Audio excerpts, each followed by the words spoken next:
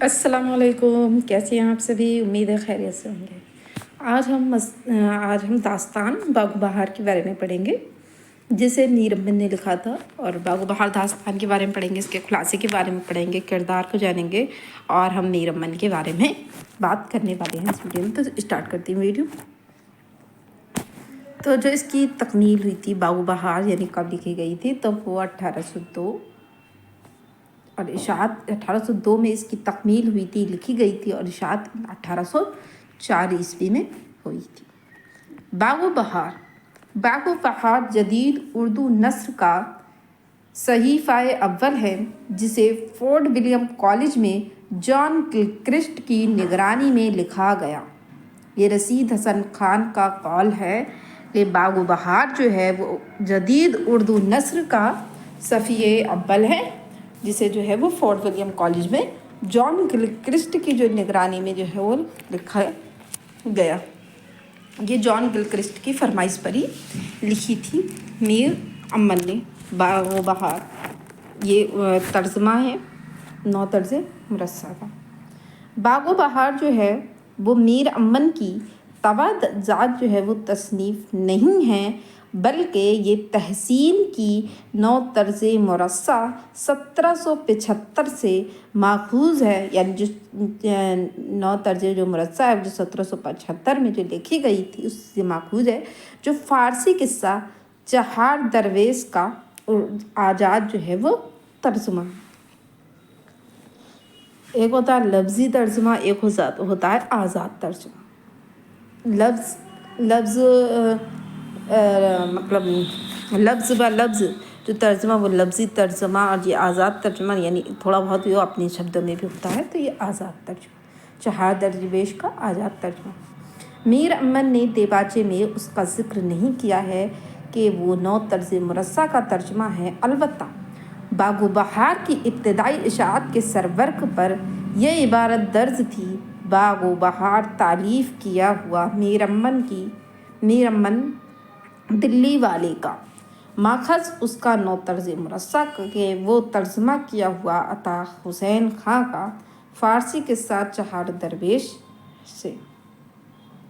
Fort William college में लिखी गई तमाम किताबों में सबसे अहम और मशहूर व मकबूल किताब बागो बहार है। जो फोर्ट विलियम कॉलेज में लिखी गई उसकी सबसे जो मशहूर किताब थी वो बागो बहार ही।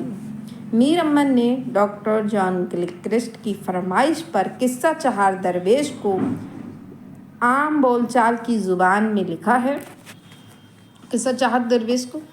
और जैसा कि मीर अमन ने खुद ही लिखा है कि मौकूफ़ हुक्म हुजूर के मैंने भी इस मुहावरे से लिखना शुरू किया जैसे कोई बातें करता है।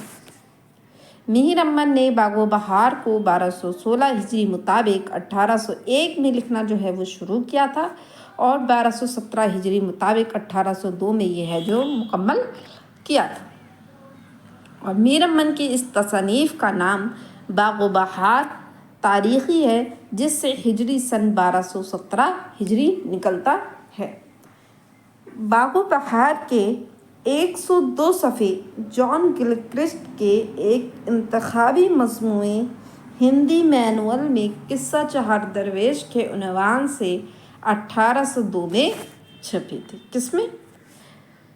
हिंदी मैनुअल में, ठीक है। किस्सा चहार दरवेश के उन्वान से 1802 में छपे थे 102 सफ़े, ठीक है, याद रखना। बागो बहार की इशाअत पहली मरतबा मुकम्मल किताब की सूरत में 1804 में ही हुई थी, ठीक है। फोर्ट विलियम कॉलेज काउंसिल ने बागो बहार को इनाम के लिए 31 अगस्त 1802 को मुंतखब किया था। बागो बहार के आखिर में गिलक्रिस्ट का लिखा हुआ एक नातमाम पेशे लफ्ज़ है। बागो बहार को गिलक्रिस्ट ने उर्दू ज़ुबान के लिए बेशबहा इजाफ़ा करार दिया है। बागो बहार को किसने? गिलक्रिस्ट ने उर्दू ज़ुबान के लिए बेशबहा इजाफ़ा। मीर अमन की ज़िंदगी ही में बागो बहार का तर्जुमा जो है वो अंग्रेज़ी में हो गया था। मीर अमन की ज़िंदगी में इनकी वफ़ात जो है वो 1808 में जाती है। 1800 देखो 1802 में इन्होंने मुकम्मल की, वो उन्होंने मुकम्मल की हाँ। और 1804 में इन्होंने क्या किया, इसे चाय हुई थी। और 1808 में इनका इंतकाल हुआ था। मीर अमन का वफ़ात वैसे मिलते नहीं है, लेकिन यही माना जाता है कि 1808 में ही इनकी कलकत्ता में इनकी वफ़ात हुई। और 1732 में दिल्ली में इनकी पैदाइश हुई है। ठीक है, अभी हम आगे बात करेंगे मीर अमन के बारे में भी। ठीक है, बागो बहार का ये इसका तर्जुमा जो है कितनी मशहूर है कि मीर अमन की ज़िंदगी में बागो बहार का जो तर्जुमा वो अंग्रेजी में भी हो गया था। बागो बहार का तर्जुमा फ्रांसीसी, पुर्तगाली और लातीनी ज़ुबानों में भी हुआ है इसका। और बागो बहार में दिल्ली की मुआशरती पेश की गई है। बागो बहार उर्दू नस्र की पहली ज़िंदा किताब करार पाई। ये सैयद अब्दुल्ला का कौल है, याद रखना। बागो बहार में शादगी और पुरकारी बेवक्त जमा है। ये कलीमुद्दीन अहमद का कौल है, इसे भी याद रखना। मीर अमन की बागो बहार उन तसनीफ़ात में से है जो एक बार पैदा होकर फिर नहीं मरती। ये एहतिशाम हुसैन का कौल है। बागो बहार में 5 मरकज़ी किस्से हैं। चार दरवेश के एक असल किस्सा बादशाह आज़ाद वक्त का है। ये 5वां मरकज़ी किस्से अपने अंदर ज़िमनी किस्से भी रखते हैं और ज़िमनी किस्सों में ख्वाजा सक परस्त का किस्सा अहमियत रखता है। बागो बहार का बुनियादी किस्सा आशिकियाँ नहीं लेकिन 4 दरवेशों के किस्से इश्क की तफसीर है। बागो बहार का जो है वो खुलासा देख लेते हैं। बागो बहार में वाक़ियात का आगाज़ आज़ाद वक्त के वाक़ये से होता है, लेकिन दरवेशों के वाक़ियात तफसील से बयान किए गए हैं। आज़ाद वक्त के जिससे स्टार्ट होता है इसके से, लेकिन दरवेशों के वाक़ियात जो हैं वो तफसील से बयान किए गए हैं। रोम के बादशाह हैं आज़ाद वक्त, जिनसे आज़ाद वक्त का जिक्र है। आज़ाद वक्त को औलाद ना थी। गम औलाद से वो फ़कीर बन जाता है और रात के वक्त भेस बदल कर फ़कीरों और गोशा नशीनों बुज़ुर्गों की खिदमत में हाजिर होता है। एक दिन आज़ाद वक्त को गोरिस्तान में 4 दरवेश मिलते हैं। गोरिस्तान लिखा है, बस कब्रिस्तान आता है। ठीक है, कब्रिस्तान में 4 दरवेश मिलते हैं। पहला दरवेश ताजरजादा है जिसका वतन यमन है। पहला इसके बारे में क्वेश्चन बनता है कि पहला दरवेश कहाँ का था, तो पहला दरवेश यमन का था।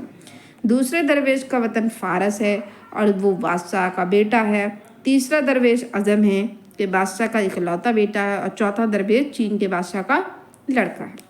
तो यहाँ पे एक ट्रिक है यफ अच करके। ठीक है,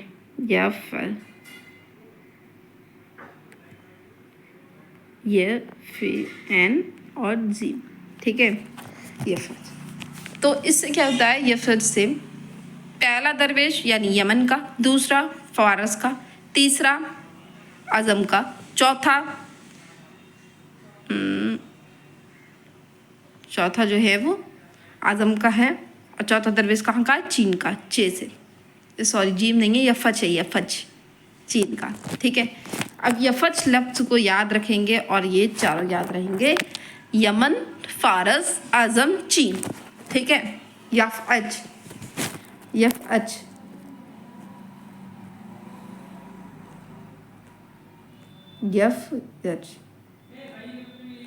यमन, फारस, अज़म, यफच। ठीक है, यफच राइटिंग अच्छी नहीं आ रही क्योंकि ये पेन से लिखा जाता है। ठीक है, आप ऐसे ही ट्रिक से याद कर लेना यफच। इसके बारे में पूछा जाता है, पहला दरवेश कहाँ था, दूसरा कहाँ का था, तीसरा कहाँ का था, तो चौथा दरवेश कहाँ का था। ठीक है, आज़ाद वक्त छुप कर पहले और दूसरे दरवेश का किस्सा सुनता है। वही आज़ाद वक्त जिसका कोई औलाद नहीं थी। वो उन्हें अपने दरबार में बुलाता है और बाकी दरवेशों को अपने किस्से सुनाता है। दरवेश बादशाह की बात सुनकर खौफ के मारे कांपने लगते हैं। उस पर बादशाह ख्वाजा सरपरस्त का किस्सा सुनाता है। उसके बाद बादशाह ही सुनाता है ख्वाजा सरपरस्त का किस्सा। उसके बाद दोनों तीसरा और चौथा दरवेश अपने किस्से सुनाते हैं। बादशाह आज़ाद वक्त के यहाँ शहजादा बख्तियार पैदा होता। आज़ाद वक्त का बेटा कौन था? बख्तियार, ठीक है। जिन्नों का बादशाह शहपाल उसे अपनी बेटी रोशन अख्तर के लिए पसंद कर लेता है। जिन्नों के बादशाह की मदद से हर दरवेश अपनी महबूबा को पा लेता है। शहजादा बख्तियार की शादी मलिक शहपाल की बेटी रोशन अख्तर से होती है। बादशाह था आज़ाद, आज़ाद वक्त, ठीक है। इसका बेटा कौन था? इसका बेटा था बख्तियार, ठीक है। बख्तियार हो गया इसका बेटा। इसकी शादी किससे होती है? तो मलिक शहपाल है उसकी बेटी से, रोशन अख्तर से होती है। किससे? रोशन अख्तर से इसकी शादी होती है। आखिर में मीर अमन ने ये दुआ करते हुए दास्तान को अंजाम तक पहुंचाया है कि इलाही, जिस तरह 4 दरवेश और 5वां बादशाह आज़ाद वक्त अपनी मुराद को पहुंचते हैं, इसी तरह हर एक को उसके मकसद में कामयाबी अता फरमा। ये दुआ मीर अमन ने लिखी है। किरदारों और मकामात की पहचान। आज़ाद वक्त कहाँ का बादशाह था? तो रोम का बादशाह था, जिसका पाया तख्त कहाँ? तो कुस्तुनतनिया। आज़ाद वक्त के वज़ीर का नाम क्या था? खिरदमंद। अब ये पूछा जाता है खिरदमंद कौन है? तो ये किसका किरदार है? बागो बहार का किरदार है। कौन है ये?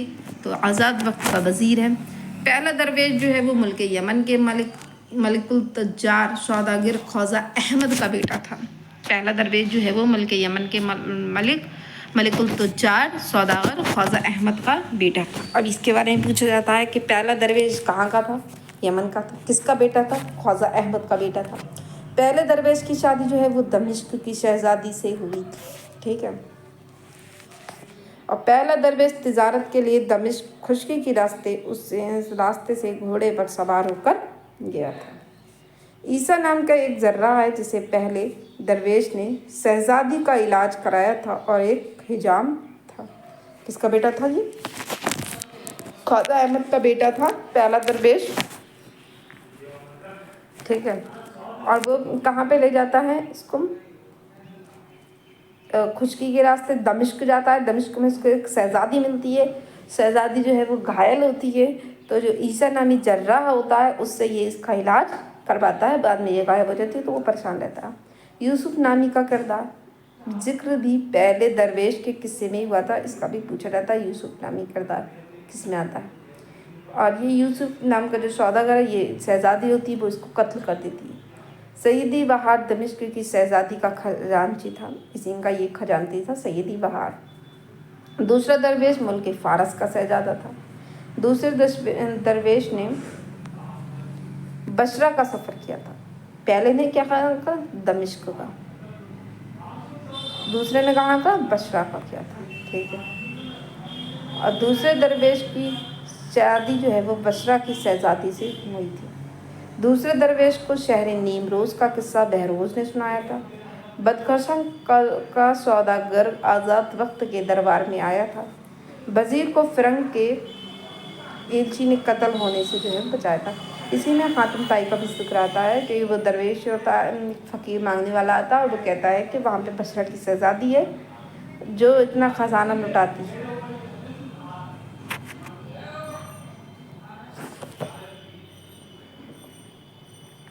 आज़ाद वक्त ने वज़ीर को पंडित खाने में कैद करवा दिया था। ख्वाजा सरपरस्त मुल्क फारस का सौदागर था। ख्वाजा सरपरस्त ने अपने भाइयों को बुखारा जाने वाले काफ़िले के साथ रवाना किया था। ख्वाजा सरपरस्त का मंझला भाई उसकी लौंडी पर आशिक हुआ था। ख्वाजा सरपरस्त दरबार से बचने के बाद शहर सवाद में दाखिल हुआ था। ख्वाजा सरपरस्त को जिंदान सुलेमा में कैद किया गया था, ठीक है। इसका कहाँ जिक्र आता है जिंदान सुलेमा का? तो याद रखना। ख्वाजा सरपरस्त पर विलायत सरंदीब की सरहद पर उसके दोनों भाइयों ने जो है वो वार किया था। ख्वाजा सरपरस्त ने आजराए बैजान के बाशिंदे से लाल लिए थे। ख्वाजा सरपरस्त की दास्तान सुनकर और उसके कुत्ते को देखकर जिसके के पट्टू में 12 अदद लाल टंके हुए थे, आज़ाद वक्त ने वज़ीर को रिहा कर दिया था। وزیر زادی کی شادی جو ہے وہ خواجہ سخت پرست سے ہوئی تھی۔ تیسرا درویش جو ہے وہ ازن کے بادشاہ کا بیٹا تھا، اس نے فرنگ کی ملکہ کی سیر کی تھی۔ یہ ایسا ہوتا ہے جو خواجہ سخت پرست تھے، تو اس کا وہ سب سے پہلے جو آزاد وقت ہے اس کے دربار میں ایک وزیر تھا، اس نے کہا تھا کہ وہ جو بادشاہ ہے آزاد وقت وہ بہت خوش ہوتا تھا اس کو اگر کوئی لال دے دیتا تھا۔ اس کے پاس بھی ایک پتھر تھا اور وہ دربار میں دکھا رہا تھا، اس کی نمائش کر رہا تھا کہ یہ پتھر جو ہے وہ لال ہے اور یہ میرے پاس ہے، بہت ہی قیمتی ہے۔ تو وہ جو وزیر تھا تو اس نے کہا تھا کہ ایسے 7 لال جو ہیں وہ ایک سوداگر ہے، اور اس نے اپنے کتے کے گلے میں جو پٹا ہے اس میں ڈال رکھے ہیں ایسے 7۔ تو بادشاہ کو یہ بات وزیر کی بری لگتی ہے اور اس کو جو ہے وہ وزیر کو قید کر دیتا ہے، اور اس کی بیٹی جس کا یہ ذکر ہے کہ اس کی شادی وزیر زادی کی جو شادی ہے خواجہ سخت پرست سے ہوئی تھی، یہ مطلب لڑکا بن کر یہ جاتی ہے۔ بعد میں اس کو کوئی پہچان نہیں پاتا ہے، بعد میں اس خواجہ سخت پرست کو بھی جب ان کے ساتھ بھی رہتا ہے لیکن جب بھی پتہ نہیں چلتا، بعد میں اس کو پتہ چلتا ہے کہ یہ لڑکی ہے تو وہ اسی سے شادی کر لیتا ہے۔ اور یہ خواجہ سخت پرست کے بھائیوں کو دوبارہ تو انہوں نے اس کو خواجہ سخت پرست کو کنویں میں ڈال دیا۔ انہوں نے اپنے بھائیوں کے ساتھ بہت ہی اچھا سلوک کیا، لیکن اس کے بھائیوں نے ہر بار اس کے ساتھ برا سلوک کیا، اور جس کی وجہ سے پھر اس نے اپنے کتے کے جو گلے میں وہ لال ڈال دیے تھے، کتا وہ ساتھ رکھتا تھا۔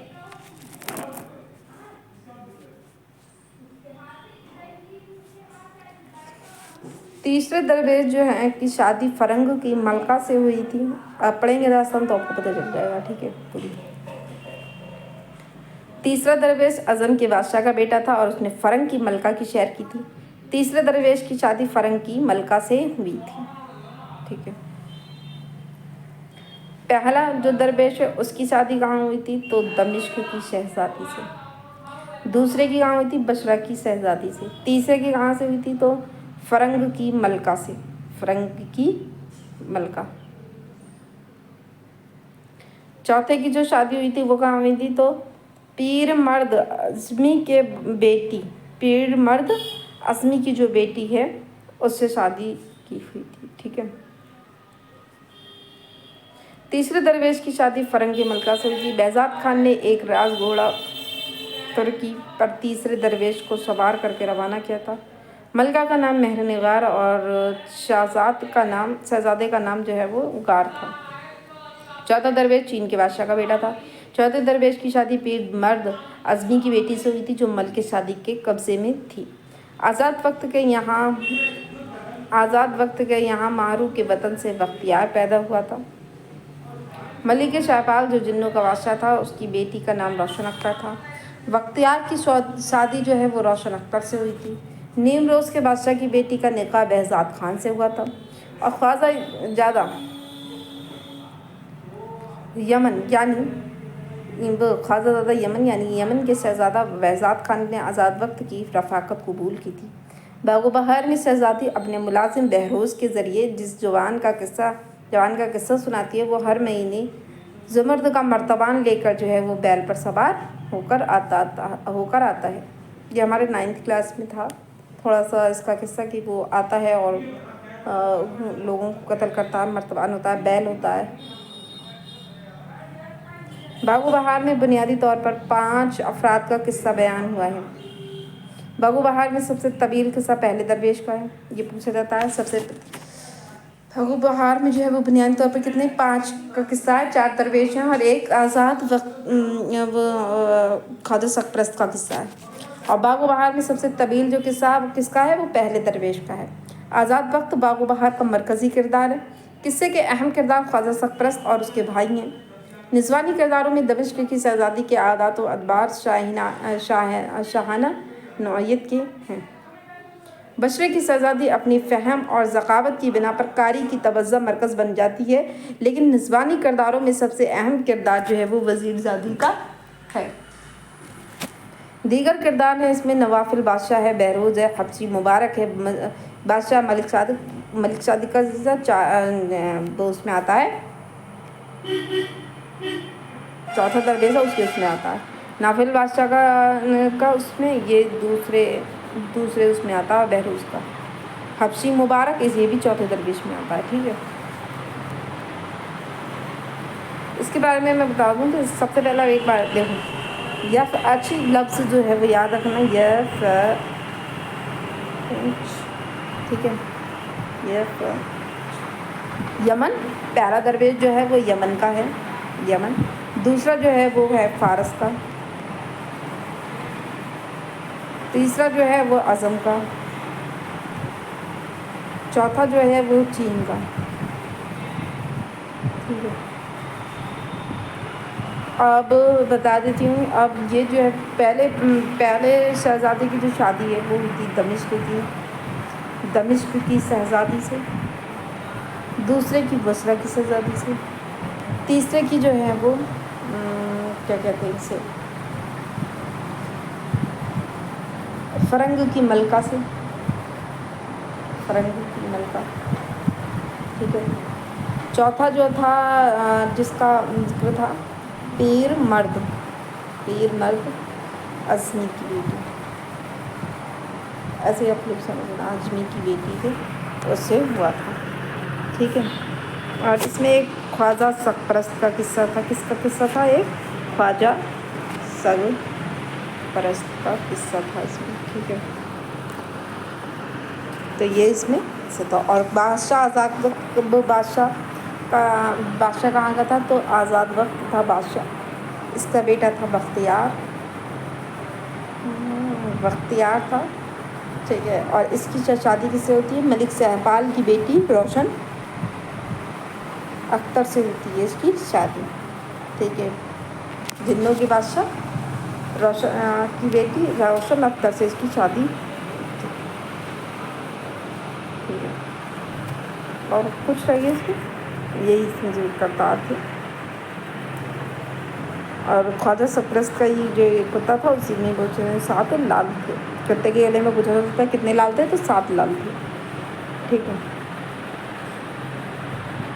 تو اس طریقے سے یہ یاد رکھ لینا، جو مین تھا وہ میں نے آپ کو بتا دیا۔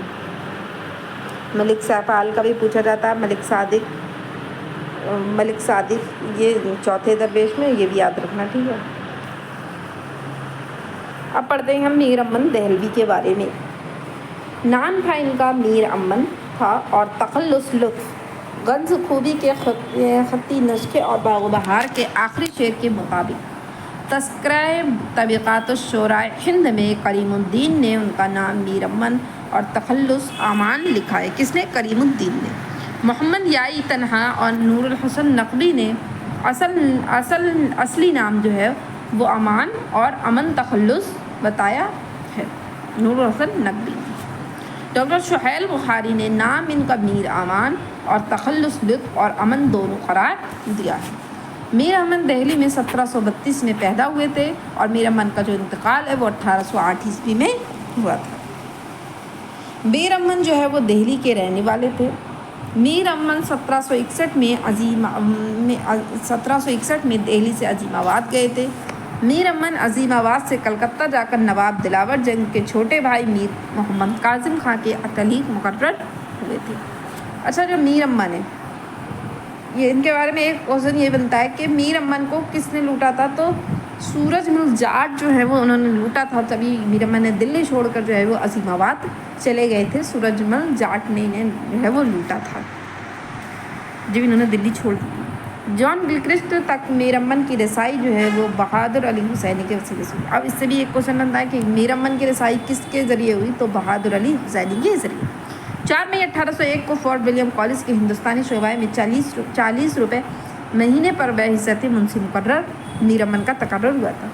اب ان سے بھی یہ اسٹیٹمنٹ والے کو UGC نیٹ میں پوچھے جاتے ہیں، تو اس میں یہ سارے کوشچن بن سکتے ہیں کہ کتنے روپے انہیں ملتے تھے؟ تو 40 روپے مہینہ۔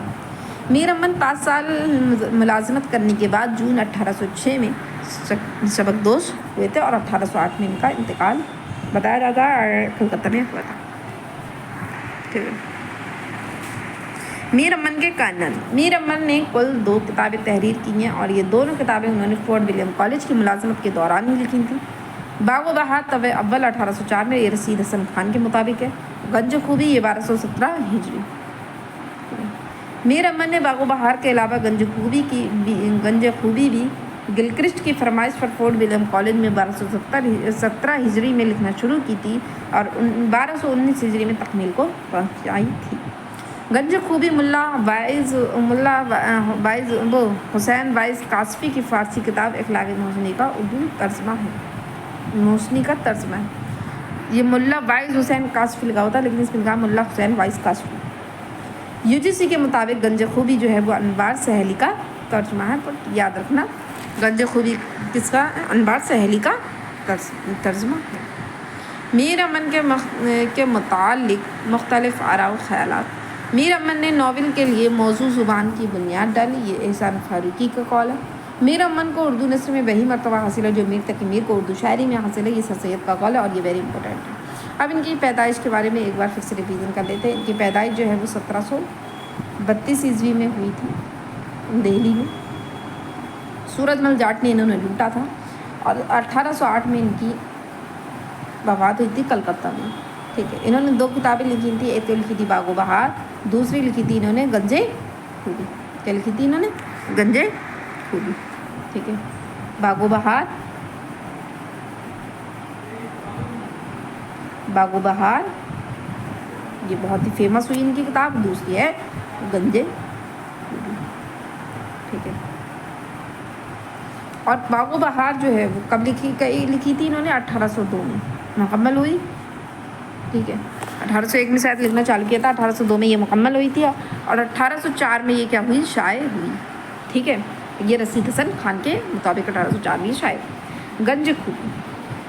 گنج خوبی انہوں نے 1217 ہجری میں انہوں نے لکھی، ٹھیک ہے، گنج خوبی۔ اور یہ گنج خوبی جو ہے کس کا ترجمہ ہے؟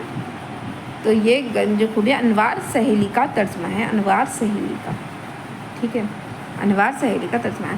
اور جو باغ و بہار ہے وہ 9 طرز مرصع کا جو ہے وہ ترجمہ آزاد ترجمہ کیا ہے؟ قصہ چہار درویش کا فارسی قصہ ہے، اس کا اردو میں انہوں نے کیا ہے۔ تو آج کی کلاس میں اتنا ہی، اور نیکسٹ ویڈیو میں ہم جو ہے وہ فسانہ عجائب کے بارے میں بات کریں گے۔ اور ویڈیو آپ کو کیسی لگی کمنٹ کر کے ضرور بتائیے گا، اور اپنا خیال رکھیے گا۔ تب تک کے لیے خدا حافظ۔